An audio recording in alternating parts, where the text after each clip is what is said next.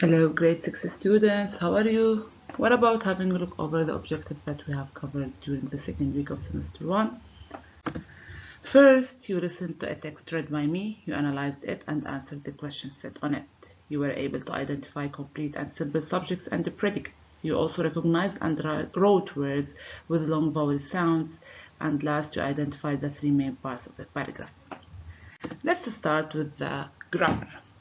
As you know, that the sentence is made up of two main parts, the subject and the predicate.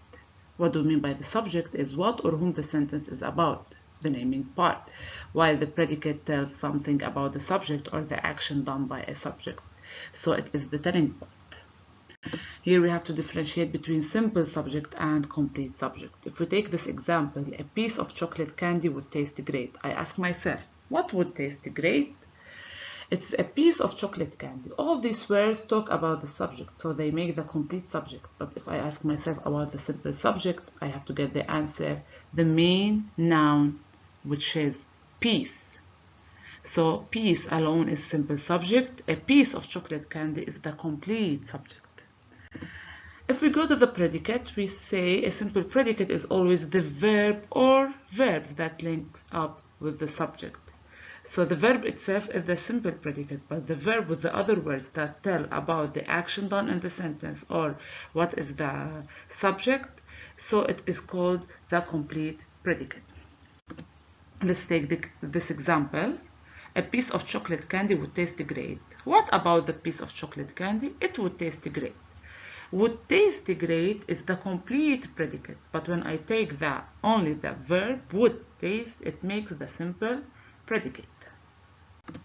Let's move to the phonics. This time in phonics, we were able to recognize the words with long vowel sounds. For example, slope, acute, remote, bathe, gaze, time. Here, the words have the vowel, consonant, then E at the end. This E is able to give the vowel letter the long sound. Other words like fuse, loan. Loan, here I have two vowel letters. The first takes the long sound and the second is silent. Tote, which is the bag in the girl's hand.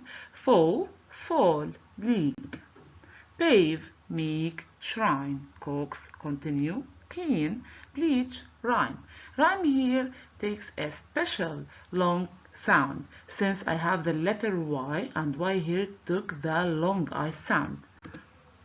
Last, we move to the writing. In the writing, we were able to identify the three main parts of the paragraph, which are the introductory sentence, the details, and the concluding sentence.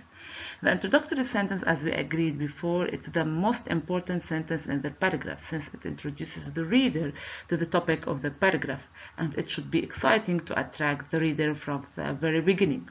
To support my topic sentence, I have to add details or delicious details, let's say. These details should include reasons, examples, or main points.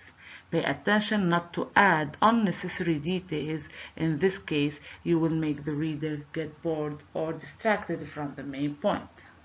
And last, I have to close my paragraph with a concluding sentence. From its name, I can figure out that the concluding sentence is like a conclusion or sum up for the paragraph. Simply, in the concluding sentence, I can restate the main idea of the topic sentence but in different words, or I can add a new idea to let the reader think about it later. So this is what we have covered during this week. Hope you have benefited from them. See you next week. Bye bye.